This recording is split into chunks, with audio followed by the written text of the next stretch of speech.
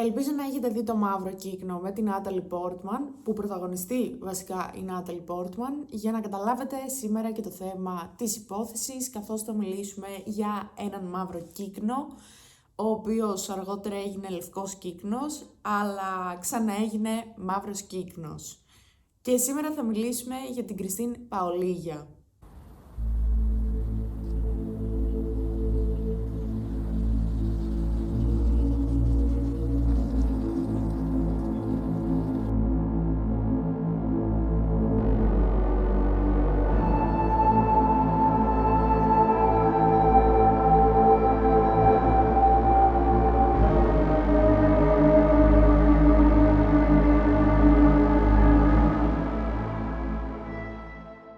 Όπως είπα και στο intro, σήμερα θα μιλήσουμε για την Κριστίν Παολίγια ή αλλιώς, όπως πολλοί επίσης την αποκαλούν, Κριστίν Παολίλα.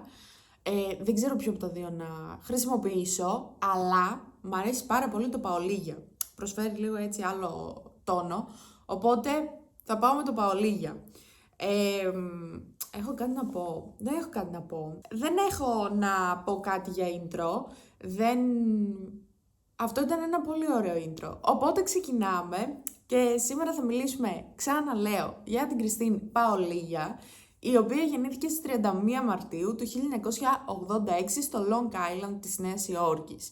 Γονείς της ήταν η Λόρι και ο Τσάρλς Παολίγια, οι οποίοι ήταν ένα αγαπημένο ζευγάρι και ήταν οι μικρότεροι από τα αδέρφια, καθώς είχε έναν μεγαλύτερο αδερφό.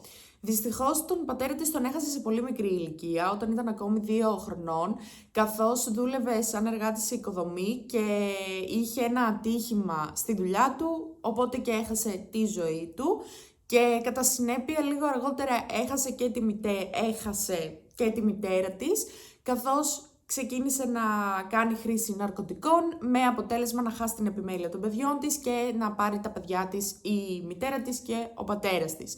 Δηλαδή η Κριστίν με τον αδερφό της τόσα χρόνια μεγάλωναν μαζί με τους παππούδες τους.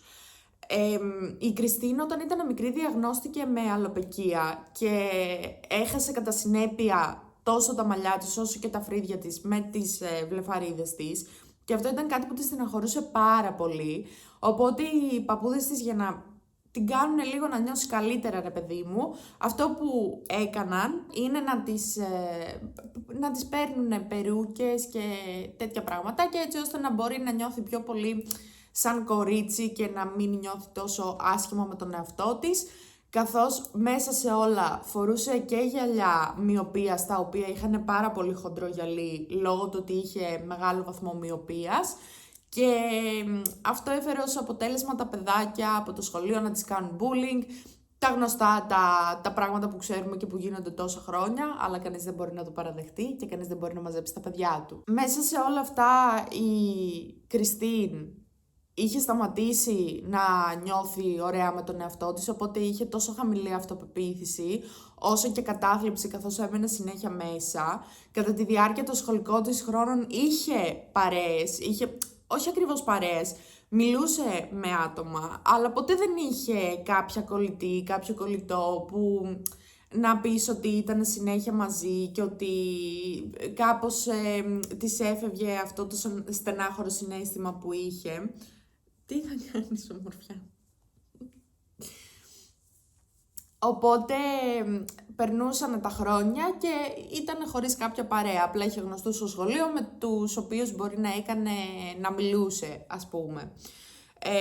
Αυτό όμως άλλαξε λίγο αργότερα, όταν στα 17 της ξανά έκανε reunite μαζί με τη μητέρα της, που στα 17 ήταν που άλλαξε σχολείο. Reunite με τη μητέρα της δεν ξέρω αν έκανε ακριβώς τότε ή αν έκανε πιο πριν, γιατί η μητέρα της είχε τελειώσει από την αποτοξίνωση των ουσιών που είχε πάει να κάνει και πλέον ήταν πολύ καλύτερα, οπότε πήρε ξανά την επιμέλεια των παιδιών και ξαναπαντρεύτηκε.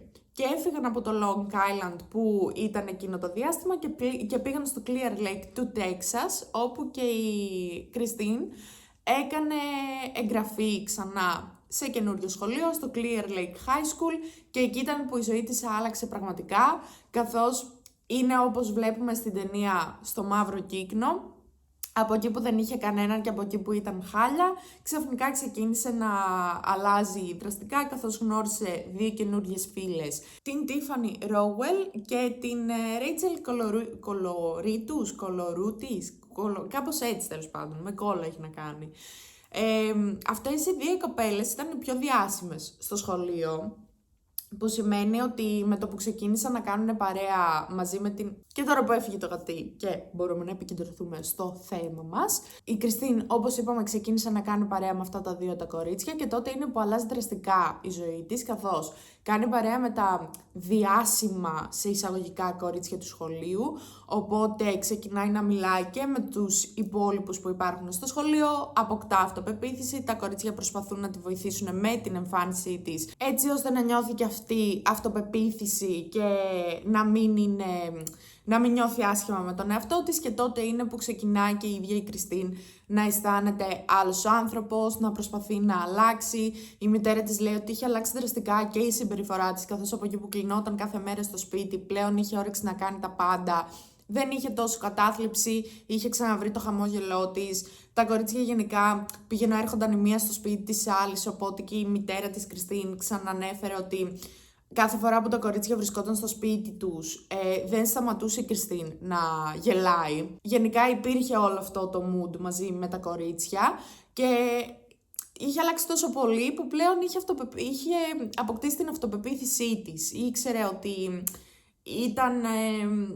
ήταν ο εαυτός της και δεν θα την έκρινε κανείς και ότι δεν θα της ασκούσε κανείς το bullying που της ασκούσαν στο προηγούμενο σχολείο της. Όσον αφορά τα δύο κορίτσια τα οποία γνώρισε η Κριστίν, την Tiffany και την Rachel, ήταν και τα δύο πολύ ευχάριστα κορίτσια να κάνεις μαζί τους παρέα, ήταν πάρα πολύ ευγενικές στο σχολείο και όλοι τις συμπαθούσαν αντίστοιχα.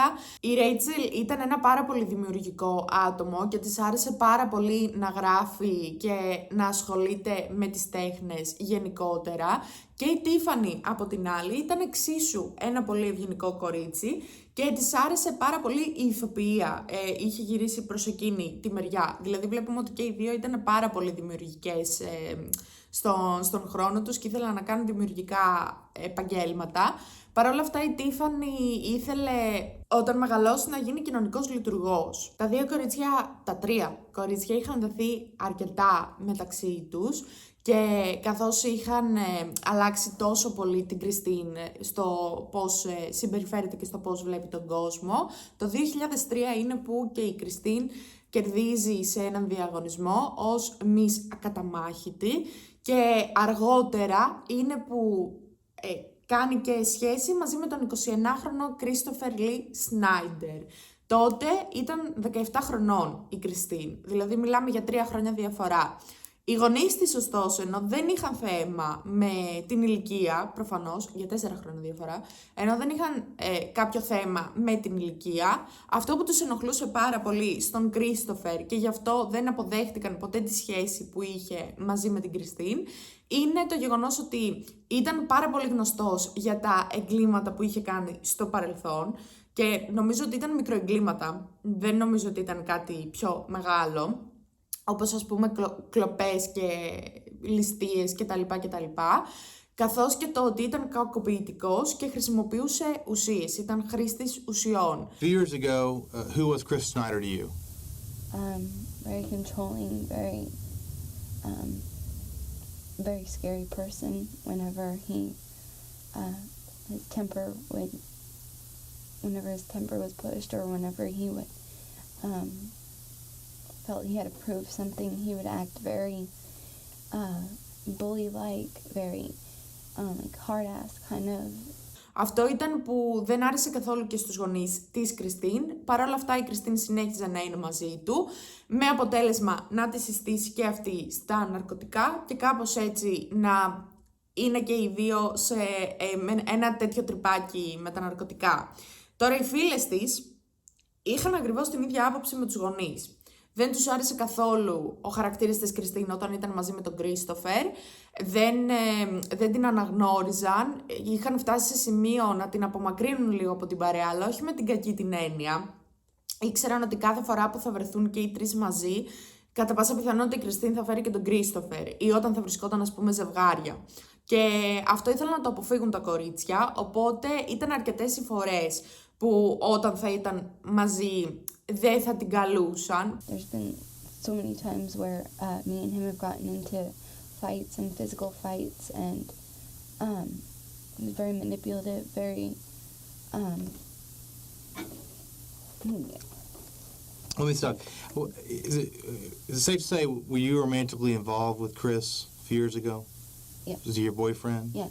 How long did y'all date? About a year About a year? almost. Okay. Was it a love-hate relationship? Did you have strong feelings for him? At first, it was a really good relationship. Then he started. I guess once he got used to the relationship, when more like Newness shyness, wore off? yeah, he got very take charge, very demanding. Okay. And if he didn't get what he wanted, he would do whatever it took to get me to do something for him, or or say something for him, or just pretty much he really could. He knew that what my weak spots were. Και τα κορίτσια δεν είχαν απομακρυνθεί λίγο, αλλά δεν είχαν σταματήσει να κάνουν παρέα, ήταν ακόμα δεμένες, δεν μπορούσε κανείς να τους χαλάσει αυτό το δεσμό, οπότε και συνεχίστηκε κάπως έτσι με τα κορίτσια απλά να μην δέχονται τη σχέση που είχε η Κριστίν με τον Κρίστοφερ. Και οι γονείς του Κρίστοφερ είχαν μία αντίστοιχη άποψη, καθώς στην οικογένεια ήταν γνωστή η Κριστίν σαν η ψυχοπαθής, διότι μία μέρα είχαν τσακωθεί. Γενικά όταν τσακωνόταν, η Κριστίν πήγαινε και καθόταν έξω από το σπίτι τους και παρακολουθούσε τον Κρίστοφερ, που αυτό όντως είναι ψυχοπάθεια. Και το ακραίο ήταν όταν μία μέρα, ενώ ήταν στο σπίτι του Κρίστοφερ μέσα, τσακώθηκαν και η Κριστίν ξεκίνησε να φωνάζει. Ο Κρίστοφερ προσπαθούσε να τη βγάλει έξω από το σπίτι, αλλά αυτή δεν έβγαινε και είχε φτάσει σε σημείο να είναι στην εξώπορτα και να του λέει ότι αν καλέσει την αστυνομία θα σκοτώσω αυτή τη στιγμή και εσένα και όλους την οικογένεια. Οπότε κάπου εκεί ήταν που ξεκύλισε λίγο το ποτήρι για την οικογένεια του Κρίστοφερ μαζί με την Κριστίν. Και έλεγαν συνέχεια ότι γενικά ήταν μια πολύ θυελλώδης σχέση, ότι η Κριστίν ήταν πάρα πολύ ζηλιάρα. Υπήρχε λίγο αυτό το vibe, ας πούμε, στον αέρα. Οι γονείς της Κριστίν αντίστοιχα έλεγαν τα ίδια πράγματα και η μητέρα της είχε σημειώσει επίσης ότι η Κριστίν υπέστη σεξουαλική κακοποίηση από τον Κρίστοφερ, εκτός το ότι την είχε μοιήσει στα ναρκωτικά. Έγινε και αυτό, γενικά ήταν πολύ κακοποιητικός άνθρωπος, την χτυπούσε και τα λοιπά μέσα στη σχέση, οπότε μιλάμε για μια τέτοια σχέση. Και ειδικά σαν πρώτη, πώς να ξεφύγεις από αυτή τη σχέση. Okay. So it's safe to say this man had a big effect on you, Yes. right? Did you say a father-like relationship than what you said once? Yes, I did, because I had lost my father at a very young age, and when I first started dating Chris, he acted like he was the man, and he would try to buy everything, and just he acted. It's almost like he was a father figure to me, because he'd always said he would take care of me, and I always had that in my mind, not that like he is my father, but I understand. This is The dominant male in your life? yeah, this is that part of my life that was taken out once, and now like Η Κριστίν μπορεί πλέον, όπως είπαμε και πριν, να ένιωθε ότι γενικά δεν τέριαζε με τα κορίτσια και με τον περίγυρό της. Παρ' όλα αυτά, τα κορίτσια, όπως είπα, συχνά την καλούσαν σε πράγματα που μπορεί να έκαναν και έτσι και έγινε στις 18 Ιουλίου του 2003. Η Τίφανη είχε κανονίσει να βρεθούν όλοι μαζί στο σπίτι. Πρώτα θα έβλεπαν μία ταινία και μετά θα ξεκινούσε ένα πάρτι, στο οποίο είχε καλέσει και πολλά άτομα. Μέσα σε όλους τους καλεσμένους ήταν προφανώς και το ζεύγος Σνάιντερ, η Κριστίν και ο Κρίστοφερ. Η Τίφανη ήταν πολύ εύκολο να κάνει πάρτι στο σπίτι της, καθώς ο πατέρας της δεν ήταν τριγύρω. Από όσο κατάλαβα, οι γονείς της ήταν χωρισμένοι και ο πατέρας της είχε φύγει με κάποια άλλη γυναίκα για να συζήσουν σε κάποιο άλλο σπίτι και είχε αφήσει το σπίτι στην Τίφανη. Οπότε και έμενε μόνη της, οπότε και ήταν πολύ εύκολο το να κάνει πάρτι και γενικά να καλεί κόσμο στο σπίτι της, εφόσον δεν υπήρχε κάποιος γονιός πάνω από το κεφάλι τους. Τώρα θα μου πεις 17 χρονών και μένει μόνη της και λογικά έμενε και από μικρότερη ηλικία. Θα πω, έτσι λειτουργεί η Αμερική. Γενικά, ας πούμε στο εξωτερικό, όταν είσαι 18 χρονών, πρέπει να φύγεις από το πατρικό. Δεν νοείται να μένεις στο πατρικό σου. Και σε πολλές πολιτείες της Αμερικής υπάρχει αυτό. Οπότε φτάνουμε και σε εκείνη την ημέρα. Έχει καλέσει άτομα στο σπίτι της. Είναι 3 η ώρα. Ήδη έχουν μαζευτεί στο σπίτι η Τίφανη, προφανώς, η Ρέιτσελ, το αγόρι της Τίφανη, ο Μάρκους Πρισίλα και ο ξάδερφός του, ο Άντελμπερτ Σάντζες. Και τα παιδιά κάθονται χαλαρά στο σαλόνι, παρακολουθούν μία ταινία, οπότε είναι πάρα πολύ χαλαρό το vibe και περιμένουν να πάει 6 η ώρα, έτσι ώστε να έρθουν οι καλεσμένοι στο σπίτι για να ξεκινήσει το πάρτι. Τότε είναι που κατά τις 3, ας πούμε, πάνω κάτω, παίρνει τηλέφωνο μία κοπέλα, η Britney, της οποίας το πραγματικό όνομα προστατεύεται για λόγους ασφαλείας και ήθελε να ρωτήσει την Τίφανη, πήρε στον αριθμό της Τίφανη και ήθελε να ρωτήσει την Τίφανη αν όντως ισχύει, ρε παιδί μου, το απογευματινό και αν όντως θα γίνει το πάρτι για να ξέρει τι ώρα να έρθει κτλ. Η Τίφανη δεν της το σηκώνει, γιατί εκείνη τη στιγμή βρισκόταν στην τουαλέτα, οπότε το σηκώνει το αγόρι της ο Μάρκους. Και τότε είναι που η Britney γυρνάει και του λέει εντάξει θα πάρω σε καμιά ώρα για να ξαναρωτήσω. Κλείνει το τηλέφωνο και 1 ώρα αργότερα κατά τις 4 πάνω κάτω η Britney ξαναπαίρνει τηλέφωνο την Tiffany έτσι ώστε να δει αν όντως ισχύει το απογευματινό. Όμως δεν απαντάει κανείς στο τηλέφωνο. Το τηλέφωνο χτυπάει και χτυπάει και χτυπάει και δεν απαντάει κανείς. Οπότε το πρώτο πράγμα που σκέφτηκε η Britney είναι ότι κατά πάσα πιθανότητα θα έχει κάποιες δουλειές το κορίτσι στο σπίτι, οπότε δεν μπορεί να μου απαντήσει στο τηλέφωνο και δεν αγχώθηκε και καθόλου, πράγμα λογικό, οπότε δεν ξαναπήρε τηλέφωνο και περίμενε μέχρι να έρθει το απόγευμα για να πάνε από το σπίτι. Η ώρα είναι 6:30 και μαζεύονται όλα τα παιδιά μαζί και πηγαίνουν έξω από το σπίτι της Τίφανη έτσι ώστε να ξεκινήσει το πάρτι.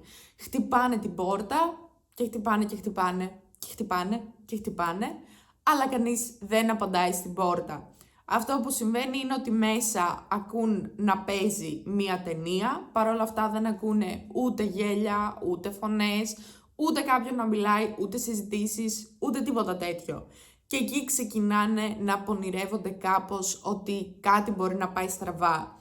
Το άτομο που χτυπούσε τόση ώρα την πόρτα, εφόσον δεν είχε άλλη υπομονή πλέον, προσπάθησε να δει αν είναι ανοιχτή η εξώπορτα ή αν είναι κλειδωμένη. Και καταλαβαίνει ότι είναι ανοιχτή, οπότε ανοίγει, μπαίνουν μέσα τα παιδιά και το πρώτο πράγμα που αντικρίζουν μπροστά τους είναι αίματα σε όλο το σαλόνι και τα πτώματα των 4 παιδιών. Τότε είναι που βγαίνουν κατευθείαν έξω όλοι και πηγαίνουν στο πιο κοντινό γείτονα έτσι ώστε να του πούν να πάρει τηλέφωνο την αστυνομία καθώς οι φίλοι τους ήταν νεκροί. Η αστυνομία καταφθάνει στο σημείο μετά από ελάχιστη ώρα, νομίζω μετά από κάτι λεπτά, και ξεκινάει τις έρευνες καθώς είδε ότι τα παιδιά ήταν σε άθλια κατάσταση. Για να φανταστείτε, όλο το σπίτι ήταν γεμάτο με αίματα παντού, από ταβάνια, από πόρτες, από πατώματα, παντού υπήρχαν αίματα. Παρ' όλα αυτά τα παιδιά ήταν σε περίεργες στάσεις. Ας πούμε η Τίφανη μαζί με το αγόρι της, το Μάρκους, ήταν στον καναπέ και τα πόδια τους ήταν έτσι, που φαινόταν σαν να συνέχιζαν να βλέπουν ταινία. Μετά ο Άντελμπερτ, ο ξάδερφος του Μάρκους, ήταν κάτω στο πάτωμα και φαινόταν σαν να υπήρχε εκεί πέρα από πριν, σαν να τον χτύπησε κάποιος και να έπεσε εκεί πέρα, τον πυροβόλησε κάποιος και να έπεσε και ήταν ένα από αυτά τα δύο ήταν οι περιπτώσεις. Και η Ρέιτσελ, ωστόσο, βρέθηκε ακριβώς πίσω από τον καναπέ, καθισμένη κάτω στο πάτωμα, με ένα τεράστιο μονοπάτι από αίμα να υπάρχει πίσω της, πράγμα που σήμαινε ότι ίσως και να ήταν ζωντανή μέχρι να τη χτυπήσει κάποιος και να πεθάνει. Τα παιδιά προφανώς και είχαν πεθάνει από πυροβολισμούς, ωστόσο η Ρέιτσελ είχε και ένα τραύμα στο κεφάλι της το οποίο προήλθε από όπλο. Και όταν λέω τραύμα δεν εννοώ πυροβολισμό, εννοώ σαν κάποιος να πήρε το όπλο και να τη χτύπησε στο κεφάλι. Οπότε ήταν λίγο περίεργη η σκηνή του εγκλήματος. Οι σφαίρες που βρέθηκαν εκεί πέρα ήταν 2 διαφορετικών ειδών και εκτός από αυτό, πολλές από τις σφαίρες οι οποίες πυροβόλησαν τα παιδιά είχαν φύγει και είχαν μπει, να φανταστείτε, πίσω στον τοίχο. Είχαν βγει δηλαδή από το σώμα των παιδιών και είχαν σταματήσει στον τοίχο. Ένα ακόμα πράγμα που βρήκανε είναι ένα τηλέφωνο στα δεξιά της Ρέιτσελ, το οποίο ήταν στη μεριά, ας πούμε, που κάνουμε κλίση και είχε τους αριθμούς 9 και 1, πράγμα που σήμαινε ότι κατά πάσα πιθανότητα η Ρέιτσελ, μόλις έγινε η επίθεση λίγο μετά, προσπάθησε να πάρει τηλέφωνο την αστυνομία έτσι ώστε να έρθει από το σπίτι, αλλά δεν πρόλαβε γιατί την πρόλαβε κάποιος άλλος. Και στην σκηνή αυτό που δεν ανέφερα είναι ότι έτσι όπως ήταν τα πτώματα των παιδιών φαινόταν σαν να μην είχαν παλέψει καθόλου. Σαν απλά να μπήκε κάποιος μέσα, να τους πυροβόλησε και να σκόθηκε και να άφηγε. Δεν υπήρχαν σημάδια πάλης. Οι σφαίρες που βρέθηκαν στο σπίτι ήταν 24 και 17 από αυτές είχαν διαπεράσει το σώμα των παιδιών. Οι σφαίρες ήταν, όπως είπα και πριν, από 2 διαφορετικά όπλα. Οι πρώτες ήταν 9 mm και ήταν από ημιαυτόματο πιστόλι και οι άλλες ήταν 38 mm και προερχόταν από περίστροφο. Πράγμα που σήμαινε ότι υπήρχαν κατά πάσα πιθανότητα 2 εγκληματίες, 2 δράστες εκείνη τη στιγμή στη σκηνή του εγκλήματος και δεν ήταν μόνο ένας. Τώρα το μόνο που δεν ξέρουμε είναι αν ήταν και οι 2 άντρες ή αν ήταν ένας άντρας και μία γυναίκα. Επόμενο βήμα, εφόσον έχουμε κάνει και την αυτοψία και έχουμε πάρει τα αποτελέσματα σχετικά με τον τρόπο με τον οποίο πέθαναν τα παιδιά, είναι να ξεκινήσει η αστυνομία και να ψάχνει τον δράστη ή τους δράστες. Η αστυνομία το πρώτο πράγμα που έκανε είναι προφανώς να πάει να ρωτήσει τους γείτονες της Τίφανη για το αν είδαν ή άκουσαν κάτι. Και ο πρώτος γείτονας τον οποίο ρωτάνε γύρισε και είπε ότι άκουσε κάτι σαν πυροβολισμούς κατά τις 3:30 το μεσημέρι, ωστόσο δεν έδωσε ιδιαίτερη σημασία γιατί πίστευε ότι κάποιος τρυπάνει στο σπίτι του, οπότε γι' αυτό ακούγεται και έτσι. Και ο δεύτερος γείτονας ήταν αυτός που έδωσε ίσως μια παραπάνω περιγραφή στους ερευνητές και γύρισε και τους είπε ότι είδε 2 άτομα, ένα ζευγάρι, ένα αγόρι και μια κοπέλα να φοράνε μαύρα και η κοπέλα φορούσε και μπαντάνα. Όχι μπαντάνα, μπαλακλάβα νομίζω το λένε. Με αποτέλεσμα να μην φαίνονται καθόλου τα μαλλιά της ή το πρόσωπό της αντίστοιχα. Παρ' όλα αυτά μπορούσε να διακρίνει τα μάτια της, τα οποία ήταν πάρα πολύ μεγάλα, περισσότερο από το φυσιολογικό, και ήταν αυτό που του έκανε τη μεγαλύτερη εντύπωση. Παρ' όλα αυτά προφανώς και αυτός δεν έδωσε ιδιαίτερη σημασία, γιατί πίστευε ότι ήταν ένα ζευγάρι κανονικά, οπότε δεν κράτησε κάτι παραπάνω από αυτά τα άτομα. Ωστόσο, με τις περιγραφές που έδωσε, ήταν αρκετές έτσι ώστε να ξεκινήσει η αστυνομία και να κάνει σκίτσα από αυτούς τους 2 δράστες και αργότερα τα πήραν και τα δημοσίευσαν ακόμα και σε εφημερίδες και σε εκπομπές, χωρίς όμως αυτό να έχει κάποιο αποτέλεσμα. Η Κριστίν μέσα, καθώς βασικά οι ερευνητές έκαναν τα βήματά τους, ας πούμε, και προσπαθούσαν να λύσουν την υπόθεση, η Κριστίν ήταν σε μια χάλια κατάσταση από τη στιγμή που έμαθε τα νέα για τις 2 φίλες της, καθώς εντάξει, μπορεί να μην έκαναν παρέα τα κορίτσια τόσο πολύ και να είχαν ψηλό απομακρυνθεί, ωστόσο αγαπούσαν πάρα πολύ μία την άλλη ακόμα, οπότε την ενόχλησε πάρα πολύ και τη στεναχώρησε πάρα πολύ αυτό το γεγονός, με αποτέλεσμα να σταματήσει να πηγαίνει ακόμα και στη δουλειά της από το πόσο στεναχωρημένη ήταν. Και ακόμα και τα πρώτα βράδια κοιμόταν μαζί με την μητέρα της και τον πατριώτη της στο κρεβάτι, γιατί φοβόταν να μείνει μόνη της. Οπότε βλέπουμε λίγο το πώς το είχε πάρει λίγο κάπως βαριά και η Κριστίν αυτό το γεγονός. Παρ' όλα αυτά η αστυνομία, εφόσον από τους γείτονες δεν πήρε κάτι άλλο, κατευθείαν πήγε προς το Λύκειο, το Clear Lake που πήγαιναν τα κορίτσια, έτσι ώστε μήπως μπορέσει να πάρει κάτι από τους συμμαθητές των κοριτσιών. Οι συμμαθητές τους έδωσαν πάρα πολύ καλά στοιχεία για να μπορέσουν να βρουν κάτι ή να απορρίψουν αντίστοιχα και κάτι. Και τα στοιχεία αυτά ήταν ότι το αγόρι της Τίφανη, ο Μάρκους, ήταν γενικά μπλεγμένος με ναρκωτικά. Έκανε διακίνηση ναρκωτικών, οπότε ήταν μέσα σε όλη αυτή σε όλο αυτό τον κύκλο. Και ο ξάδερφός του αντίστοιχα, ο Άνταλμπερτ, ήταν αυτός που είχε επαφές, θα το πω, ναι, που είχε επαφές με την μαφία του Μεξικό, τη μεξικάνικη μαφία. Αυτό είχε ως αποτέλεσμα οι ερευνητές κατευθείαν να θορυβηθούν και να φοβηθούν ταυτόχρονα, καθώς πίστευαν ότι αυτό ήταν κάτι που είχε κάνει η μαφία. Ωστόσο, λίγο που έκατσαν και τα έψαξαν, κατάλαβαν ότι δεν προερχόταν από τη μαφία κάτι τέτοιο και προφανώς η μαφία δεν χτυπάει με τέτοιο τρόπο τα θύματά της. Είναι λίγο πιο brutal, θα πει κάποιος, δεν είναι τόσο απαλή η παρουσία της στο χώρο, οπότε κάπως λίγο το απέρριψαν και αυτό το κομμάτι, αλλά ήταν και πάλι ένα πολύ βοηθητικό στοιχείο. Παρ' όλα αυτά, μετά από λίγο καιρό ξεκίνησε σιγά σιγά και να παγώνει και η υπόθεση, καθώς δεν είχαν πλέον άλλα στοιχεία. Στο σπίτι δεν είχε μείνει καθόλου DNA, έτσι ώστε να πεις ότι θα μπορούσαν να πάρουν το DNA από εκεί και ίσως να βρουν το ποιος ευθύνεται για όλη αυτή τη φασαρία. Οπότε παγώνει η υπόθεσή μας κάπου εδώ και σταματάει κάθε έρευνα πάνω σε αυτή. Ωστόσο, ο πατέρας της Ρέιτσελ προφανώς και δεν θα άφηνε μία υπόθεση έτσι. Και προφανώς ήθελε να κλείσει την υπόθεση και να βρει τους δράστες που έκαναν κάτι τέτοιο στην κόρη του. Οπότε και ξεκίνησε ένα fundraising έτσι ώστε να μπορέσει να βγάλει κάποια χρήματα και να ξεκινήσει πάλι τις διαδικασίες για την υπόθεση της κόρης του. Η αλήθεια είναι ότι μάζεψε αρκετά χρήματα μέσα σε 4 χρόνια και αυτό τον βοήθησε πάρα πολύ στο να ξεκινήσει να στέλνει τα σκίτσα των παιδιών, των 2 δραστών βασικά που είχαν βγάλει τότε οι ερευνητές στη δημοσιότητα, και τότε ήταν που ξεκίνησαν πάλι να θυμούνται και οι πολίτες το τι έγινε και ξεκίνησαν τα τηλεφωνήματα στην αστυνομία. Πολλά από αυτά τα τηλεφωνήματα, εντάξει, προφανώς και ήταν αδιάφορα και ήταν αυτά τα τηλεφωνήματα που γίνονται χωρίς κανένα λόγο και χωρίς καμία αιτία. Οπότε λίγο και οι ερευνητές προσπαθούσαν να ξεκαθαρίσουν κάποια τηλεφωνήματα, μέχρι που πήρε ένας άντρας τηλέφωνο, ο οποίος τους είπε ότι ίσως γνωρίζει την κοπέλα από τα σκίτσα.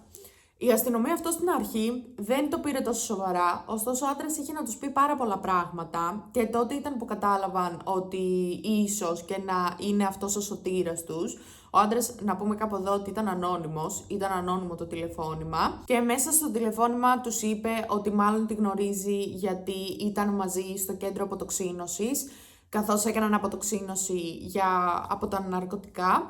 Και εκεί ήταν που το κορίτσι τον έπιασε και πάνω σε μία, ας πούμε, πάνω σε μία ζάλη, πάνω στις τύψεις της. Τον έπιασε και του είπε λεπτομερώς το τι είχε γίνει εκείνη την ημέρα. Του είπε πολλά πράγματα τα οποία δεν γνώριζαν ούτε οι ίδιοι οι ερευνητές ακόμα. Ο άντρας είπε πράγματα στους ερευνητές τα οποία δεν είχαν βγει ποτέ στη δημοσιότητα. Τους είπε ότι αυτή η γυναίκα του είπε πως είχε μπλεχτεί σε μια δολοφονία 4 ατόμων και εκτός από αυτό αναγκάστηκε να χτυπήσει κάποιο άτομο στο κεφάλι, την Ρέιτσελ, βασικά πράγμα που τέριαζε με την Ρέιτσελ. Και έπρεπε να δολοφονήσει ένα άτομο, ενώ εκείνη τη στιγμή καλούσε το 911, που ξανά Ρέιτσελ.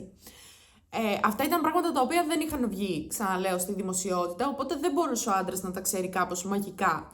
Και τότε ήταν που οι ερευνητές τον ρώτησαν το όνομα αυτής της γυναίκας και ο άντρας κατευθείαν τους πήγε στην 20χρονη τότε Κριστίν. Οι ερευνητές ξεκίνησαν να ψάχνουν το όνομά της στα δεδομένα τους, έτσι ώστε να δουν τι ακριβώς άτομο είναι, που βρίσκεται και να μάθουν κάποια πράγματα για την Κριστίν. Και αυτά που έμαθαν είναι ότι γενικά μετά από τις δολοφονίες είχε παρανομήσει πολλές φορές και εννοούμε παρανομίες που έχουν να κάνουν με τα ναρκωτικά, και εκτός από αυτό τον τελευταίο καιρό έμαθαν ότι βρίσκεται σε κάποιο μοτέλ και ότι έχει παντρευτεί με έναν άντρα ο οποίος ονομαζόταν Justin. Και εντάξει, αυτό που έκαναν οι ερευνητές μετά δεν χρειάζεται να το πω, είναι ότι κατευθείαν πήγαν στο μοτέλ για να βρουν την Κριστίν και να δουν τι έχει γίνει και να πάρουν την κατάθεση από αυτή και από τον άντρα της ίσως. Γιατί προφανώς και εκείνη την περίοδο πίστευαν ότι η Κριστίν παρανόμησε μαζί με αυτόν τον άντρα με τον οποίο είχε παντρευτεί και όχι με κάποιον άλλον. Οπότε φεύγουν οι ερευνητές, πηγαίνουν προς το μοτέλ, ανοίγουν την πόρτα και αυτό που αντικρίζουν είναι το πιο άθλιο πράγμα που θα μπορούσε να αντικρίσει κανείς ποτέ στη ζωή του. Πίσω από την πόρτα κρυβόταν αίματα παντού, κρυβόταν βελόνες, οι οποίες ήταν άλλες χρησιμοποιημένες, άλλες μη χρησιμοποιημένες και άλλες είχαν πάνω τους αίματα. Οι βελόνες αυτές ήταν, σύμφωνα με κάποιον αστυνομικό, ήταν πάνω από 100. Γενικά ήταν ένα χάος όλο το δωμάτιο του μοτέλ και μέσα βρήκανε προφανώς και την Κριστίν. Εν τω μεταξύ, κάπου εδώ να πω ότι μύριζε και άθλια και μύριζε άθλια γιατί η Κριστίν επί 8 μήνες δεν είχε βγει από αυτό το δωμάτιο. Ήταν μέσα στο δωμάτιο μέρα νύχτα. Και κάθε μέρα μαζί με τον άντρα της έδιναν πάνω από $1,000 για να πάρουν τη δόση της ηρωίνης την οποία ήθελαν. Και θα μου πείτε κάπου εδώ πού τα βρήκε τα λεφτά η Κριστίν. Θα σας πω αργότερα, μόλις θα πούμε την ιστορία της. Οπότε και είμαστε στο σημείο που οι αστυνομικοί παίρνουν τα δύο άτομα, την Κριστίν και τον Τζάστιν, και τα πηγαίνουν κατευθείαν μέσα στο τμήμα για ανάκριση. Εκεί είναι που η Κριστίν προφανώς και δεν λέει τίποτα, γιατί περιμένει να της φέρουν κάποιον δικηγόρο, αλλά προφανώς και όλοι ξέρουμε ότι μέχρι να γίνει αυτό το πράγμα και να φέρουν δικηγόρο, περνάνε κάποιες ώρες, κάποιες κρίσιμες ώρες και κάποια λεπτά, είναι και μία διαδικασία. Οπότε παίρνουν και ανακρίνουν τον Justin και ο Justin προφανώς και τους τα λέει όλα, καθώς ήταν αθώος και δεν τον ενδιέφερε να εμπλακεί σε κάτι το οποίο αφορούσε τη γυναίκα του. Οπότε και ο άντρας της ξεκινάει και τα λέει όλα και τους πάει από πιο πίσω ακόμα, από το γεγονός ότι η Κριστίν με τον Κρίστοφερ είχαν σαν αρχικό πλάνο απλά να μπουν μέσα στο σπίτι, να πάρουν τα ναρκωτικά και τα χρήματα και να φύγουν στο σπίτι της Τίφανη. Συγγνώμη που δεν το ανέφερα, έχουμε πάει πίσω στην ημέρα που έγινε το έγκλημα, στις 18 Ιουλίου του 2003. Οπότε ξεκινάμε με το αρχικό πλάνο, το οποίο ήταν αυτό, γιατί τα παιδιά είχαν ξεμείνει από ουσίες, οπότε κάπως έπρεπε να βρουν και ο αμέσως επόμενος τρόπος ήταν αυτός. Και ο Κρίστοφερ μαζί με την Κριστίν μπαίνουν μέσα στο αυτοκίνητό του και πηγαίνουν προς το σπίτι της Τίφανη. Εκεί είναι που χτυπάνε την πόρτα και τους ανοίγει η Ρέιτσελ, η οποία τους δέχεται μέσα και το επόμενο λεπτό αυτό που γίνεται είναι ότι τα παιδιά κάθονται κανονικά στις θέσεις τους έτσι όπως ήταν, καθώς εντάξει οι φίλοι τους ερχόταν μέσα, οπότε τι να κάνουν τα παιδιά. Και ξαφνικά ο Κρίς βγάζει ένα πιστόλι από την τσέπη του και ξεκινάει να τους απειλεί και να τους λέει και η Κριστίνα αντίστοιχα εντωμεταξύ ήταν λίγο πιο πίσω από τον Κρίς και έβγαλε και η ίδια το πιστόλι της και ξεκίνησαν να απειλούν μαζί τα παιδιά ότι θέλουν να τους δώσουν τα χρήματα, ό,τι ναρκωτικά, τα πάντα, ό,τι υπήρχε μέσα στο σπίτι, και η Κριστίν παίρνει την Ρέιτσελ απειλώντας την προφανώς με το όπλο και της λέει ότι θέλει να την οδηγήσει εκεί που είναι οι ουσίες. Οπότε αυτό και γίνεται, η Ρίτσελ την πηγαίνει στο σημείο που ξέρει, καθώς δεν ήταν και δικό της το σπίτι, της Τίφανη ήταν το σπίτι, και της δίνει αυτά που βρήκε. Και μετά όταν επιστρέφουν μαζί στο σαλόνι, καταλαβαίνει και ο Κρίς και η Κριστίν ότι δεν μπορούν να φύγουν έτσι και απλά να αφήσουν πίσω τους θύματα, να μην αφήσουν πίσω τις θύματα και να αφήσουν μάρτυρες, γιατί τα παιδιά γνωρίζονταν μεταξύ τους, οπότε ήταν πολύ πιθανό το να τους καταδώσουν στην αστυνομία και μετά να έχουν σοβαρά μπλεξίματα και όσον αφορά ας πούμε την κλοπή, γιατί η κλοπή είναι ένα σοβαρό αδίκημα. Οπότε το επόμενο πράγμα που γίνεται είναι ότι ο Κρίς ξεκινά και πυροβολάει τα παιδιά. So the gun was in your hand and what was he telling you? 1, 2, 3? He was holding on to it too. Okay, like on top of your hand or something? Yes, like, Okay, like that. I couldn't even tell you how it was, like, but that one that like I was scared and I was like crimping, and then I had made the gun go off, not purposely though, but like it went to like the back of the room because I was just like screaming, just like shaking. So somehow like you this. pulled the trigger. Yes. Okay. And he's like, 1, 2, 3, and he's like, come on, you bitch, you bitch, you bitch, and he started just screaming at me, and then. Ωστόσο, κάπου εδώ είναι που η Κριστίν ισχυρίζεται ότι δεν πυροβόλησε ποτέ κανέναν. Ο Κρίστοφερ το ξεκίνησε όλο μόνος του. Η Κριστίν το μόνο που έκανε είναι στην ουσία να πυροβολήσει νομίζω την Ρέιτσελ και μετά έφυγαν εφόσον είχαν αφήσει τα παιδιά με πυροβολισμούς παντού. Έφυγαν από το σπίτι και τη στιγμή που μπήκαν να πουν μέσα στο αυτοκίνητο είναι που η Κριστίν είπε ότι βασικά πανικοβλήθηκε γιατί φοβήθηκε μήπως έχουν αφήσει πίσω κάποιον ζωντανό, οπότε ξαναπήγε μέσα στο σπίτι πανικόβλητη και είδε τους πάντες στη θέση τους εκτός από τη Ρέιτσελ. Η Ρέιτσελ, επειδή πριν σας είπα ότι υπήρχε ένα μονοπάτι από αίματα, η Ρέιτσελ στην ουσία αυτό που έκανε είναι ότι δεν την είχε πυροβολήσει, βασικά δεν είχε τραυματιστεί. Είχε περάσει σφαίρα ρε παιδί μου, απλά δεν είναι ότι την σκότωσε κατευθείαν, όπως ας πούμε έγινε με τα υπόλοιπα παιδιά.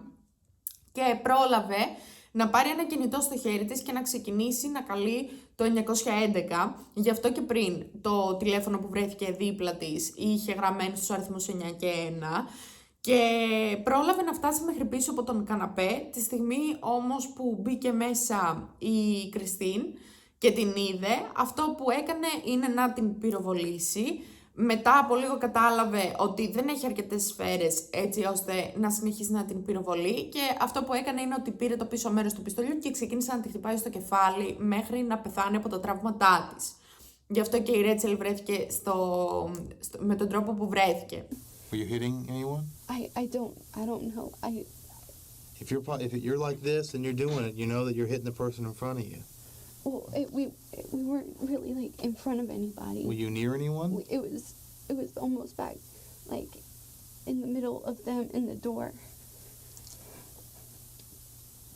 Τώρα, η αλήθεια είναι ότι για να μιλήσουμε λίγο για τα τραύματα των κοριτσιών, τα δύο κορίτσια βρέθηκαν να έχουν σφαίρες από τη μέση και κάτω στα πιο πολύ προς τα γεννητικά τους όργανα. Αυτό στην εγκληματολογία, από όσο κατάλαβα, σημαίνει ότι είτε υπάρχει ένα έγκλημα πάθους στη μέση, είτε κάποιος τις μισεί, είτε ας πούμε υπήρχε σχέση με κάποιον άλλον και απάτησαν, οπότε κάπως έτσι προσπαθούν να προσβάλλουν την θηλυκότητά τους και έχει τέτοιες διαστάσεις αυτή η πράξη. Και κάπου εδώ είμαι που θα πω εγώ ότι κατά πάσα πιθανότητα πιστεύω πως τα δύο κορίτσια ίσως, αυτό είναι η δική μου άποψη έτσι, τα δύο κορίτσια ίσως είχαν πυροβολισμούς μόνο εκεί κάτω για τον απλούστατο λόγο ότι η Κριστίν προφανώς και ποτέ δεν ξεπέρασε τα τραύματά της όσον αφορά το bullying που της έκαναν για την εμφάνισή της και προφανώς κατά πάσα πιθανότητα δεν ξεπέρασε ποτέ και το γεγονός ότι μπορεί να έχει αυτοπεποίθηση, αλλά υπήρχαν και κορίτσια πιο όμορφα από αυτά στο κεφάλι της, με αποτέλεσμα να θέλει να πληγώσει κάπως αυτές τις δύο κοπέλες και να το κάνει με αυτόν τον τρόπο. Εμένα τουλάχιστον αυτό πήγε στο κεφάλι μου κατευθείαν με το που άκουσα τους λόγους που κάποιος θα μπορούσε να έχει στοχεύσει συγκεκριμένα σε αυτό το σημείο μιας γυναίκας. Γιατί ας πούμε ο Κρίστοφερ να έκανε κάτι τέτοιο θα το έκανε πιστεύω κατά λάθος, δεν υπάρχει κάποιος λόγος ας πούμε, δεν είχε κάτι με τα κορίτσια, οπότε εκτός και αν ας πούμε τις μισούσε επειδή έλεγαν στην Κριστίνα ότι δεν τον συμπαθούν, που και αυτό λίγο βγάζει νόημα, αλλά και πάλι ας πούμε βγάζει πιο πολύ νόημα στο κεφάλι μου το ότι η Κριστίν το έκανε αυτό επειδή ζήλευε τα δύο κορίτσια. Ναι, αυτό και όσον αφορά τα τραύματα τα οποία είχαν οι φίλες της Κριστίν, και στη συνέχεια αυτό που έγινε είναι ότι προφανώς και συνελήφθη η Κριστίν και ξεκίνησε η διαδικασία για το δικαστήριό της και τότε είναι που οι ερευνητές ξεκίνησαν να ψάχνουν για τον Κρίστοφερ. Έβαλαν το όνομά του στα δεδομένα, είδαν για το παρελθόν του, είδαν ότι και αυτός είχε παρανομήσει αρκετές φορές. αυτό που ξέχασα να πω, που είναι πάρα πολύ σημαντικό, είναι ότι μόλις τελείωσε το πανηγύρι στο σπίτι της Στίφανη με τις δολοφονίες, η Κριστίν μαζί με τον Κρίστοφερ μπήκαν μέσα στο αυτοκίνητο. Ο Κρίστοφερ την οδήγησε μέχρι το σπίτι της. Μπήκαν και οι δύο μέσα στο σπίτι, ξεκίνησαν να πλένονται και να αλλάζουν για να μην κινήσουν τα βλέμματα. Και το επόμενο πράγμα που έκαναν είναι ο Κρίς να πάρει την Κριστίν και να την πάει στη δουλειά της, όπου και δούλευε σε ένα κατάστημα, δεν πολύ κατάλαβα τι ακριβώς, και έκανε ολόκληρη τη βάρδιά της μέχρι που την επόμενη μέρα, από όσο κατάλαβα, έμαθε τα νέα και ξεκίνησε και έγινε η αρχή του τέλους. Και μετά από αυτό ο Κρίς πιάστηκε σε μια ληστεία την οποία έκανε. Συνεχίστηκε η σχέση τους για 4 χρόνια μέχρι το 2005, ώσπου ο Κρίς πιάστηκε για τη ληστεία που είπαμε, έκλεψε ένα αυτοκίνητο και μπήκε φυλακή για κάποια χρόνια.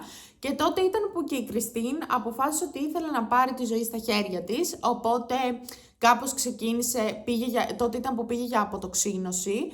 Και τότε ήταν που γνώρισε και τον άντρα της εκεί μέσα, καθώς και οι δύο έκαναν αποτοξίνωση από ουσίες, και μόλις τελείωσε το πρόγραμμά τους, βγήκαν και παντρεύτηκαν κατευθείαν. Και στην αρχή η Κριστίν είχε κληρονομήσει $300,000 από την ασφάλεια ζωής του πατέρα της, ο οποίος είχε το ατύχημα, όπως είπαμε, το εργατικό, απλά δεν μπορούσε να τα πάρει σε μικρότερη ηλικία, γιατί προφανώς έπρεπε να έχει κλείσει τα 18 και μετά να πάρει τα λεφτά, οπότε κάτι τέτοιο είχε γίνει. Και με αυτά τα λεφτά είχε αγοράσει ένα σπίτι. Το σπίτι αυτό αργότερα, εφόσον γύρισε και είπε στον άντρα της ό,τι είχε γίνει, την έπιασε κάτι σαν PTSD και τα είπε όλα στον άντρα της.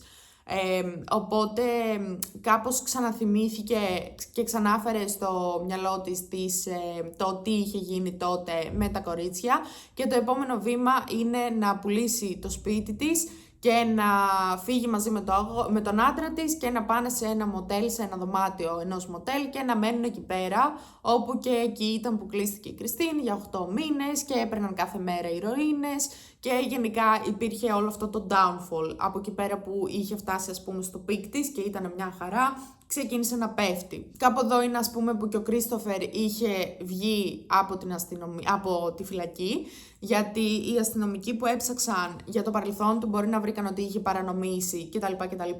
Αλλά είδαν ότι πλέον έμενε στη Φλόριντα μαζί με τη νέα του γυναίκα, την οποία τη γνώρισε μέσα από το ίντερνετ, και προσπάθησαν να πάνε να τον βρουν. Παρ' όλα αυτά, κάπως ο Κρίς το έμαθε ότι η αστυνομία τον ψάχνει, οπότε σηκώθηκε και έφυγε από το σπίτι του, και το επόμενο που έκαναν οι αστυνομικοί είναι προφανώς να τον βγάλουν σαν εξαφανισμένο, καθώς ήταν επικίνδυνος τόσο για τον ίδιο τον εαυτό όσο και για τους άλλους. Και ενώ προσπαθούσαν κάθε μέρα και κάθε νύχτα να τον βρουν, μετά από 2 μήνες, τον Αύγουστο του 2006, η αστυνομία λαμβάνει ένα τηλεφώνημα από έναν άνθρωπο, ο οποίος τους λέει ότι τον είδε 1 μήνα πριν να χάνεται μέσα σε μια δασική περιοχή. Οι ερευνητές προφανώς και πήγαν σε αυτή τη δασική περιοχή, και αυτό που αντίκρισαν είναι τα απομεινάρια του Κρίς, καθώς είχε αυτοκτονήσει, είχε πάρει τη ζωή του, προτιμούσε αυτό από το να μπει φυλακή. Και οι ερευνητές αυτό που βρήκαν πίσω ήταν το σώμα του, το οποίο είχε ξεκινήσει την αποσύνθεση. Οπότε δεν υπήρχε κάποιος άλλος για να δικαστεί, δικάστηκε μόνο η Κριστίν, και στην αρχή θα της έδιναν τη θανατική ποινή, αλλά είχε ένα ελαφρυντικό σε εισαγωγικά, γιατί ήταν ανήλικη όταν έγινε αυτό το έγκλημα, ήταν 17 χρονών, οπότε από όσο κατάλαβα καταδικάστηκε και σαν ανήλικη, από όσο φαίνεται, και αυτό που έκαναν είναι τον Οκτώβριο του 2008 να της δώσουν την ποινή της ισόβιας κάθριξης, και ενώ η Κριστίν το δέχτηκε, αργότερα ξεκίνησε να κάνει εφέσεις, τη μία έφεση πίσω από την άλλη, προφανώς και όλες έτρωγαν άκυρο, μέχρι που το 2046 ανακοίνωσαν ότι θα μπορέσει να περάσει ξανά από ακρόαση, έτσι ώστε να δουν αν θα αποφυλακιστεί υπό όρους ή όχι. Αυτή ήταν η ιστορία μας για την Κριστίν Παολίγια, η οποία είναι ένας μαύρος κύκνος. Αν έχετε δει την ταινία καταλαβαίνετε γιατί το λένε αυτό. Βρήκα το μεταξύ και μία άλλη παρόμοια ιστορία πιο πρόσφατη, την οποία θα την φέρω την Δευτέρα και γι' αυτό θα καταλάβετε και γιατί ο τίτλος που έχω βάλει. Τα έχω σκεφτεί με 10 χρόνια μπροστά. Αυτή είναι η υπόθεσή μας για σήμερα. Θα τα πούμε σε μια επόμενη υπόθεση. Εύχομαι να περάσετε ένα τέλειο Σαββατοκύριακο και τα λέμε από Δευτέρα.